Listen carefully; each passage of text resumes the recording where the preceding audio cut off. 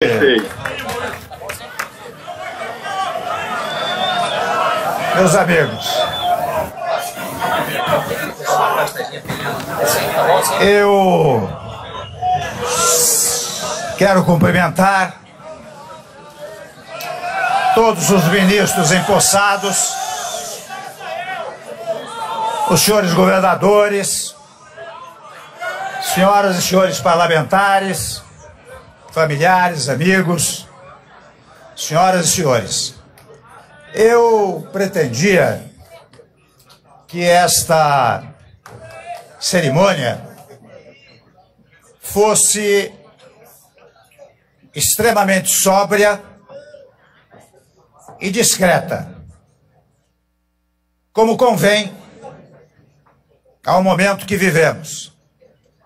Entretanto,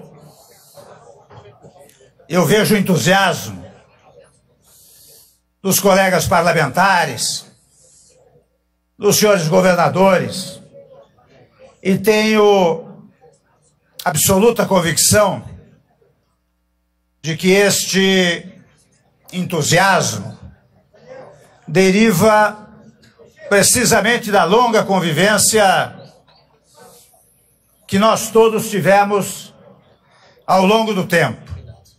Até pensei, num primeiro momento, que não lançaria nenhuma mensagem nesse momento. Mas percebi, pelos contatos que tive nestes 2 últimos dias, que indispensável seria esta manifestação. E minha primeira palavra ao povo brasileiro é a palavra confiança. Confiança nos valores que formam o caráter de nossa gente, na vitalidade da nossa democracia. Confiança na recuperação da economia nacional, nos potenciais do nosso país, em suas instituições sociais e políticas, e na capacidade de que, unidos, poderemos enfrentar os desafios deste momento que é de grande dificuldade. Reitero, como tenho dito ao longo do tempo, que é urgente pacificar a nação e unificar o Brasil. É urgente fazermos um governo de salvação nacional. Partidos políticos, lideranças e entidades organizadas e o povo brasileiro hão de emprestar sua colaboração para tirar o país desta grave crise em que nos encontramos. O diálogo é o primeiro passo para enfrentarmos os desafios para avançar e garantir a retomada do crescimento. Ninguém, absolutamente ninguém, individualmente, tem as melhores receitas para as reformas que precisamos realizar.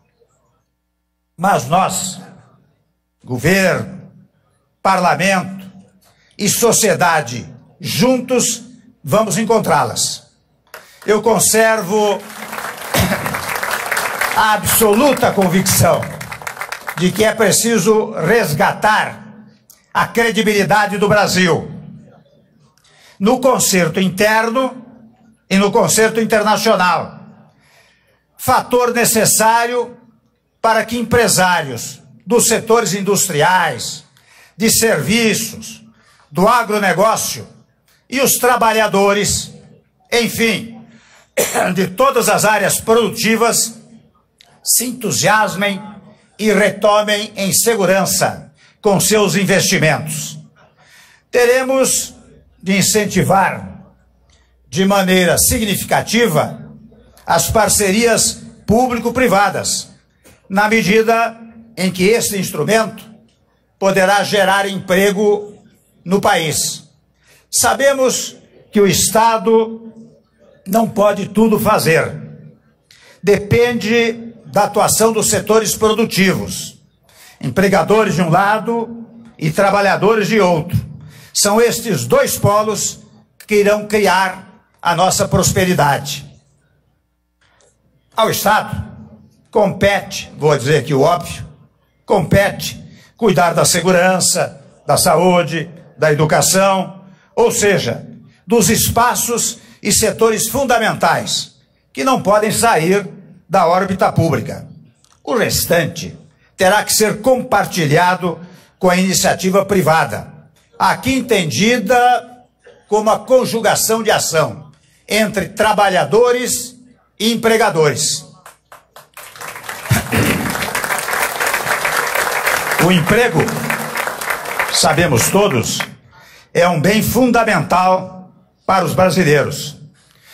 O cidadão, entretanto, só terá emprego se a indústria, o comércio e as atividades de serviço estiverem todas caminhando bem. De outro lado, um projeto que garanta a empregabilidade exige a aplicação e a consolidação de projetos sociais, por sabermos todos que o Brasil, lamentavelmente, ainda é um país pobre. Portanto, reafirmo, e o faço em letras garrafais, vamos manter os programas sociais, o Bolsa Família, o Pronatec, o FIES, o ProUni, o Minha Casa Minha Vida, entre outros, são projetos que deram certo e, portanto, terão sua gestão aprimorada. Aliás, aqui mais do que nunca, nós precisamos acabar com o hábito que existe no Brasil, em que, assumindo outrem no governo, você tem que destruir o que foi feito. Ao contrário, você tem que prestigiar aquilo que deu certo, completá-los, aprimorá-los e insetar outros programas que sejam úteis para o país. Eu expresso, portanto, nosso compromisso com essas reformas, não é? Mas eu quero fazer uma observação. É que nenhuma dessas reformas alterará os direitos adquiridos pelos cidadãos brasileiros. Quando menos fosse, sê-lo-ia pela minha formação democrática e pela minha formação jurídica. Quando me pedirem para fazer alguma coisa, eu farei como Dutra. O que é que diz o livrinho? O livrinho é a Constituição Federal. Nós temos de organizar as bases do futuro. Muitas matérias estão em tramitação no Congresso Nacional. Eu até não ia falar, viu? Mas como todo mundo está prestando atenção, eu vou dar toda uma programação aqui, né? As reformas fundamentais serão fruto de um desdobramento ao longo do tempo. Uma delas, eu tenho empenho e terei empenho nisso, porque creio nela, é a revisão do Pacto Federativo. Estados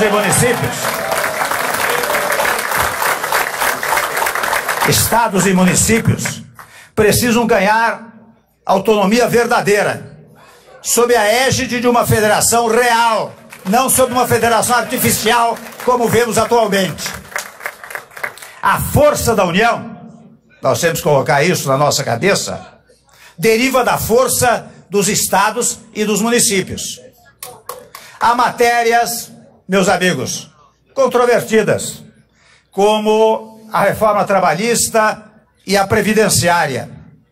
A modificação que queremos fazer tem como objetivo, e só se este objetivo for cumprido, é que elas serão levadas adiante, mas tem como objetivo o pagamento das aposentadorias e a geração de emprego, para garantir o pagamento, portanto. Tem como garantia a busca da sustentabilidade para assegurar o futuro.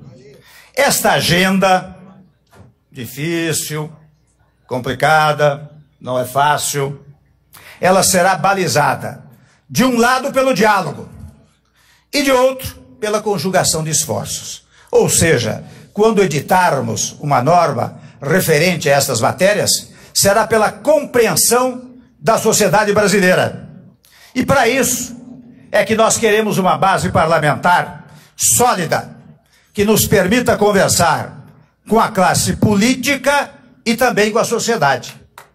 Executivo e legislativo precisam trabalhar em harmonia e de forma integrada, até porque no Congresso Nacional é que estão representadas todas as correntes de opinião da sociedade brasileira. Não é apenas no Executivo. Lá no Congresso Nacional estão todos os votos de todos os brasileiros. Portanto, nós temos que governar em conjunto. Água. Só física, né? O resto vai bem. Então, nós vamos precisar muito da governabilidade. E a governabilidade exige, além do que eu chamo de governança, que é o apoio da classe política, do Congresso Nacional, precisa também de governabilidade, que é o apoio do povo. O povo precisa colaborar e aplaudir as medidas que venhamos a tomar. E, nesse sentido, a classe política, unida ao povo, conduzirá ao crescimento do país. Todos os nossos esforços estarão centrados na melhoria dos processos administrativos, o que demandará maior eficácia da governança pública. A moral pública será permanentemente buscada por meio dos instrumentos de controle e apuração de desvios. Nesse contexto, tomo a liberdade de dizer que a Lava Jato tornou-se referência e, como tal, deve ter prosseguimento e proteção contra qualquer tentativa de enfraquecê-la. O Brasil, meus amigos, vive hoje sua pior crise econômica. São 11 milhões de desempregados, inflação de 2 dígitos, déficit quase de 100 bilhões de reais, recessão e também grave a situação caótica da saúde pública no Brasil. Nosso maior desafio é estancar o processo de queda livre na atividade econômica, que tem levado ao aumento do desemprego e à perda do bem-estar da população. Para isso, é imprescindível reconstruirmos os fundamentos da economia brasileira e melhorarmos significativamente o ambiente de negócios para o setor privado, de forma que ele possa retomar sua vocação natural de investir, de produzir e gerar emprego e renda. De imediato, precisamos também restaurar o equilíbrio das contas públicas, trazendo a evolução do endividamento do setor público de volta ao patamar de sustentabilidade ao longo do tempo. Quanto mais cedo formos capazes de reequilibrar as contas públicas, mais rápido conseguiremos retomar o crescimento. A primeira medida na linha desta redução está, ainda que modestamente, aqui representada. Já eliminamos vários ministérios da máquina pública. E ao mesmo tempo, nós não vamos parar por aí. Já estão encomendados. Bem que eu pedi uma pastilha. Já estão encomendados estudos para eliminar. Chega, é muito. Já estão encomendados estudos para eliminar cargos comissionados e funções gratificadas.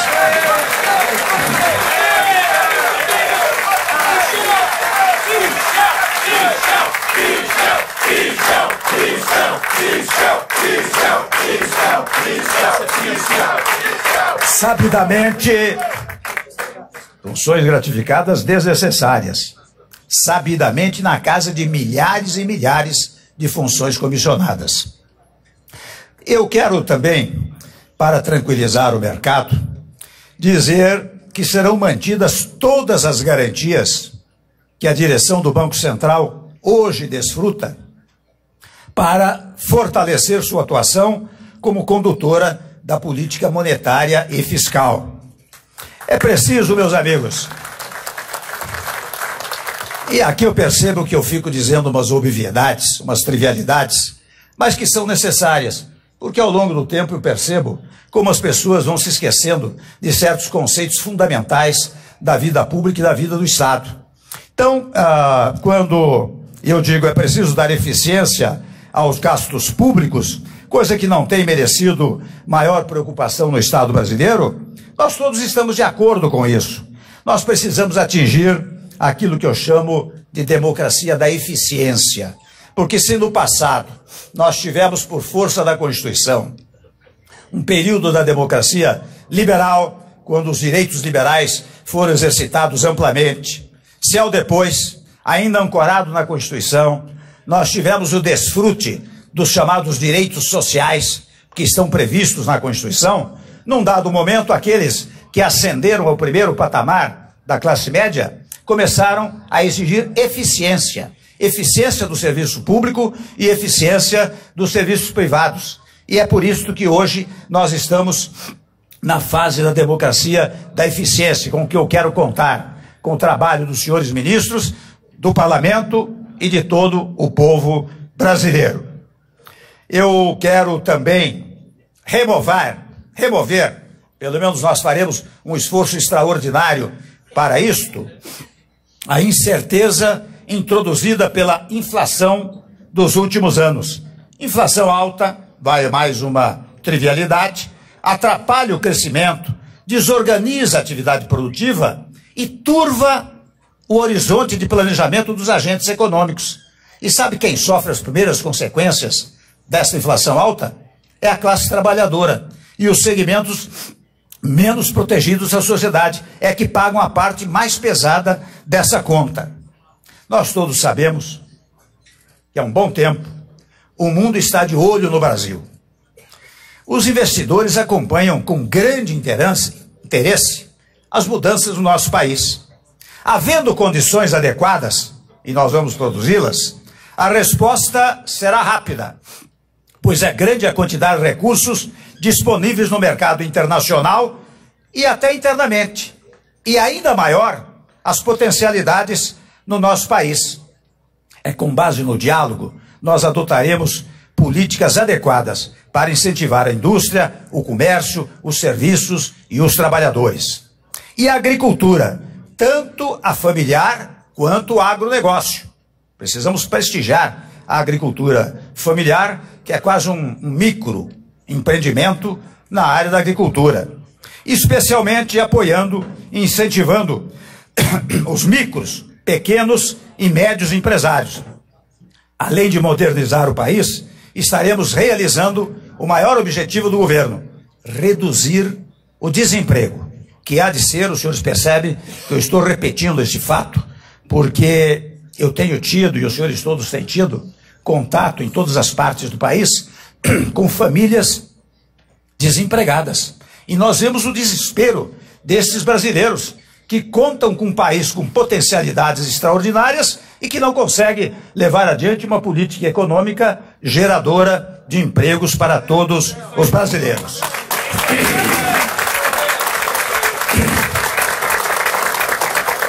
Quero falar um pouco sobre a atuação na linha interna e externa do Brasil. E esses princípios estão consagrados na Constituição de 88, senador Mauro Benevides, que nós ajudamos a redigir, não é? E eu indico, porque esses preceitos indicam um caminho natural para a definição das linhas da atuação interna e externa do Brasil. Os senhores veem que eu insisto muito no tema da Constituição, porque, a meu modo de ver, toda vez que nós nos desviamos dos padrões jurídicos, e o direito existe exata e precisamente para regular as relações sociais. Quando nós nos desviamos dos limites do direito, nós criamos a instabilidade social e a instabilidade política. Por isso que eu insisto sempre na invocação do texto constitucional. Pois muito bem, nesta Constituição, a independência nacional, a defesa da paz e da solução pacífica de conflitos, o respeito à autodeterminação dos povos, a igualdade entre os estados, a não intervenção, a centralidade dos direitos humanos e o repúdio ao racismo e ao terrorismo, dentre outros princípios, são valores profundos de nossa sociedade e traçam a imagem de um país pacífico e ciente dos direitos e deveres estabelecidos pela nossa Constituição. São, meus amigos, esses elementos de consenso que nos permitem estabelecer bases sólidas para a política externa que volte a representar os valores e interesses permanentes do nosso país. A recuperação do prestígio do país e da confiança em seu futuro serão tarefas iniciais e decisivas para o fortalecimento da inserção internacional da nossa economia. Agora, em agosto, o Brasil estará no centro do mundo com a realização das Olimpíadas no Rio de Janeiro. Bilhões de pessoas assistirão aos Jogos. Jornalistas de vários países estarão presentes para reportar o país sede das competições. Muito além dos esportes, sabemos disso, as pautas se voltarão para as condições políticas e econômicas do país. Tão cedo, não voltaremos a ter oportunidade como esta, de atrair a atenção de tanta gente ao mesmo tempo em todos os cantos do mundo. Nesta tarde de quinta-feira, porém, e desde já pedindo desculpas pelo possível, para usar um refrão, né?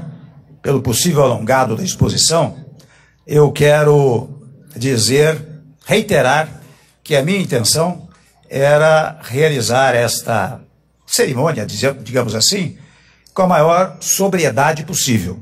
Estamos fazendo, porque sem embargo do entusiasmo de todos os senhores, todos nós compreendemos o momento difícil, delicado, ingrato, que estamos todos passando. Por isso, nesta tarde de quinta-feira, não é momento para celebrações, mas para uma profunda reflexão. É o presente e o futuro que nos desafiam. E não podemos olhar para a frente com olhos de ontem. Olhamos com olhos do presente e olhos no futuro. Faço questão, e espero que sirva de exemplo, de declarar meu absoluto respeito institucional à senhora presidente Dilma Rousseff. Não discuto aqui as razões pelas quais foi afastada. Quero apenas sublinhar a importância do respeito às instituições e a observância à liturgia nas questões, no trato das questões institucionais. É uma coisa que nós temos que recuperar no nosso país. Uma certa cerimônia não pessoal, mas uma cerimônia institucional. Uma cerimônia em que as palavras não sejam propagadoras do mal-estar entre os brasileiros, mas ao contrário, que sejam propagadoras da pacificação, da paz, da harmonia, da solidariedade, da moderação, do equilíbrio entre todos os brasileiros. Tudo o que disse, meus amigos, faz parte de um ideário que ofereço ao país, não em busca da unanimidade, que é impossível, mas como início de diálogo com busca de entendimento. Farei muitos outros pronunciamentos. E meus ministros, também, meus ministros é exagerado, são ministros do governo. Né? O presidente não tem vice-presidente, não tem ministro. Quem tem ministro é o governo. Então, os ministros do governo, né? Farão manifestações nesse sentido, sempre no exercício infatigável de encontrar soluções negociadas para os nossos problemas. Temos pouco tempo, mas se nos esforçarmos, é o suficiente para fazer as reformas que o Brasil precisa. E aí, meus amigos, eu quero dizer, mais uma vez, da importância desta harmonia entre os poderes, em primeiro lugar. Em segundo lugar, a determinação da própria Constituição, e eu a cumprirei, no sentido de que cada órgão do poder tem as suas tarefas. O Executivo executa, o Legislativo legisla, o Judiciário julga. Ninguém pode interferir em um ou outro poder por uma razão singela. A Constituição diz que os poderes são independentes e harmônicos entre si. Ora bem, nós não somos os donos do poder, nós somos exercentes do poder. O poder, está definido na Constituição, é do povo. Quando o povo cria o Estado, ele nos dá uma ordem. Olha aqui, vocês que vão ocupar os poderes, exerçam-no com harmonia, porque são órgãos exercentes de funções. Ora, quando há uma desarmonia, o que há é uma desobediência à soberania popular, portanto há uma inconstitucionalidade. E isso nós não queremos jamais permitir que se pratique. Dizia aos senhores que a partir de agora nós não podemos mais falar em crise. Trabalharemos. Aliás, há pouco tempo eu passava por um posto de gasolina na Castelo Branco e o sujeito botou uma placa lá. Não fale em crise. Trabalhe. Eu quero ver até se consigo espalhar essa frase com 10, 20 milhões de outdoors por todo o Brasil, porque isso cria também um clima de harmonia, de interesse, de otimismo, não é verdade? Então, não vamos falar em crise, vamos trabalhar. O nosso lema, que não é um lema de hoje, o nosso lema é ordem e progresso. A expressão da nossa bandeira não poderia ser mais atual, como se hoje tivesse sido redigida. Finalmente, meus amigos, fundado num critério de alta religiosidade, e vocês sabem que religião vem do latim religo, religare, portanto você, quando é religioso, você está fazendo uma religação, e o que nós queremos fazer agora com o Brasil é um ato religioso, é um ato de religação de toda a sociedade brasileira com os valores fundamentais do nosso país. Por isso que eu peço a Deus que abençoe a todos nós. A mim, a minha equipe, aos congressistas, aos membros do Poder Judiciário e ao povo brasileiro, para estarmos sempre à altura dos grandes desafios que temos pela frente. Meu muito obrigado e um bom Brasil para todos nós. Senhoras e senhores,